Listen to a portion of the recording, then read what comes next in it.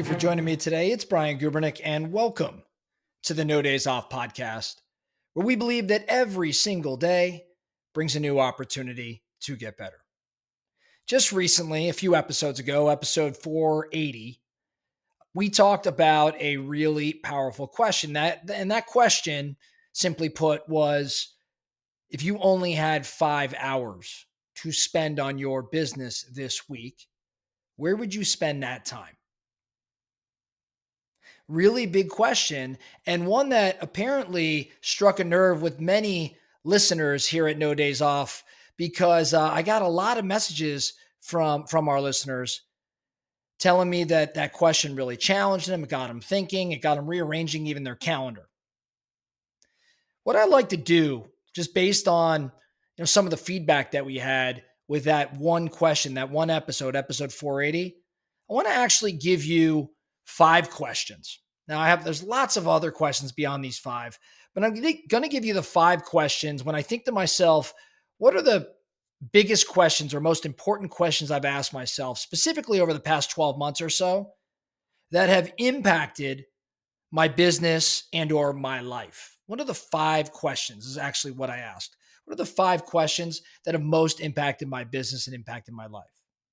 I think these 5 questions are pretty powerful. Like I said, they've got me thinking. They prompted me to take certain actions. And my hope is that maybe one, if not all of these questions, makes a difference in your world as well. The first question, and it's based on my favorite mental model. You hear me talk about it all the time. The model is known as inversion, as taught by Charlie Munger. The question is, if I were to fail in achieving this goal or this objective, what would be the most likely reasons why? So if I set a goal or some sort of objective, or I have a plan to do something, I like to ask the question, if I were to fail in achieving this goal, or fail in achieving this objective, or fail in pushing this project forward, what would be the most likely reasons why? I love asking this question because when I do it, what I'm really doing is identifying the obstacles that may stand in my way. And if I'm clear on the obstacles that may stand in my way, well, then I can strategize proactively before those obstacles even come about. I think about this question, obviously, in business. I think about it in health. I think about it in wealth. I think about it just in my relationships and my life as a whole. It's made a substantial difference to me in terms of how I operate and the decisions I make in both business and life. The next question, I've been asking this one a lot more the past year or so than ever before. And it's a real simple question. It's not one I necessarily have to ask every single day, but it is one I do ask whenever I have to make an important decision. And the question is, how will I feel about this decision tomorrow? How will I feel about this tomorrow? So whenever I make a decision, maybe it's an emotional one, or maybe it's even an objective one, but usually when there's a little bit more emotion, this is a bit more effective. I ask myself, how am I going to feel about this tomorrow? Where this tends to show up for me is in different endurance events that I'm participating in.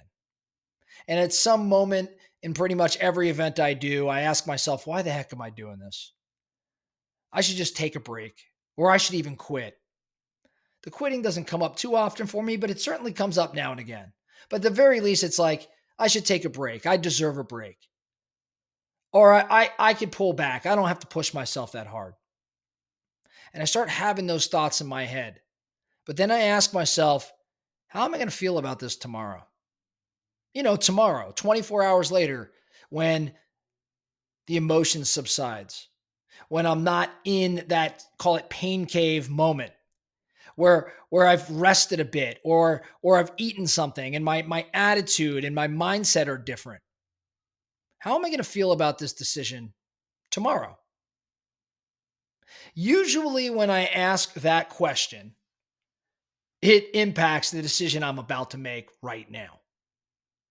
Because in a lot of cases, and by the way, this isn't just going to apply in like the endurance world, when you get in an argument or a debate, or you feel like, hey, I don't want to be in business with so and so anymore, whatever it may be. You're usually doing that no matter how skilled you are in managing emotion, there is still an emotional component to it.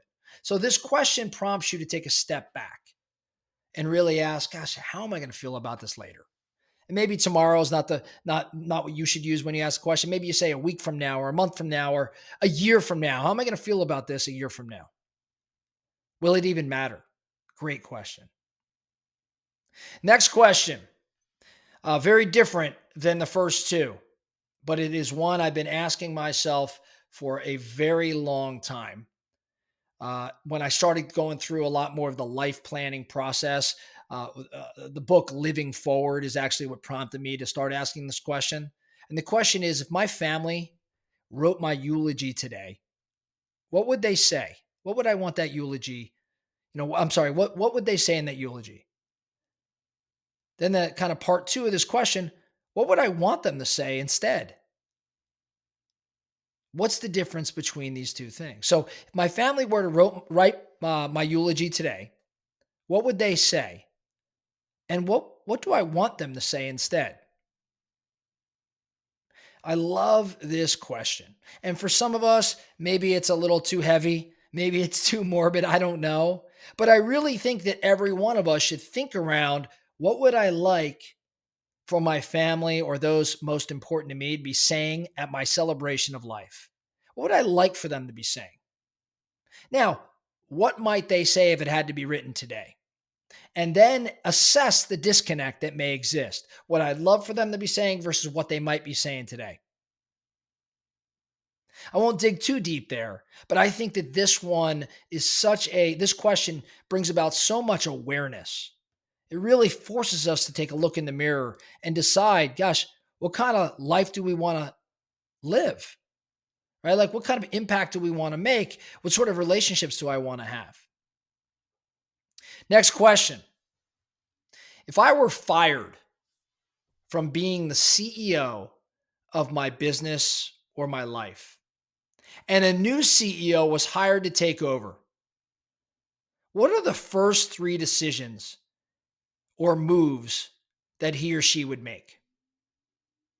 If I were fired from being the CEO of my business or life, and a new CEO was hired to take over, what are the first three decisions or moves that he or she would make?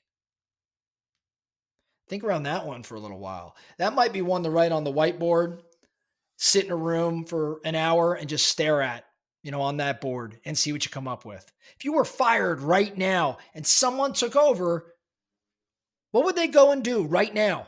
Like, if it wasn't you, they took over and they had to go make some moves, especially moves that make an impact because they want to make a splash when they take over that CEO role. What would they go do? It's a really fascinating one. And the very last question that I love to ask, and this is actually one I ask in a lot of interviews, but I like to ask it of myself. And I think the past 6 months, I've been really thinking around this question, really the past 3 months, as I've, every year I kind of go through my own personal planning. And the question is, if we didn't see each other, let's say myself and someone else, if we didn't see each other for 3 years, and then we suddenly reconnected, what would have needed to happen for me to say to you that my business and my life are absolutely amazing, the best they've ever been? Again, if we didn't see each other for 3 years, or pick a time frame, 5 years, 1 year, and then we suddenly reconnected. So we chatted one day and then we fell off, our relationship fell off for whatever reason. And a few years later, we reconnected. And you said to me, gosh, how you been?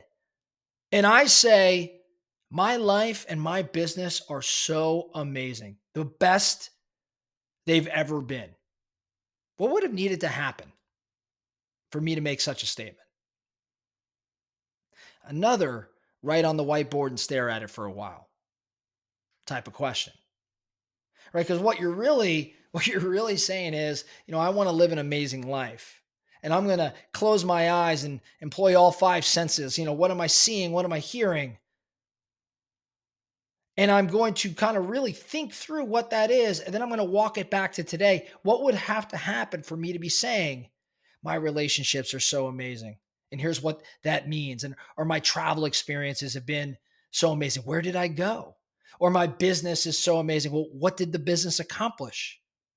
You start really thinking through those things. And then you get clarity around where you want to go, and you can walk it all the way back to where you're at right now. And again, address the delta between your current reality and where you want to go.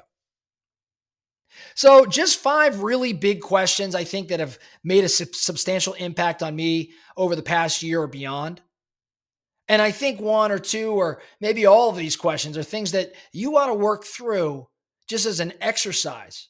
And the answers that you come away and come away with in asking these questions will be so powerful. My belief, I fully believe that if you study or really think through these questions, come up with some clarity, and then take action steps to achieve whatever that clarity brought about, your life and your business will be even better than it is today. That's all I have for you today, the No Days Off podcast. Thank you so much for listening. And remember, every single day brings a new opportunity to get better. So let's get after it.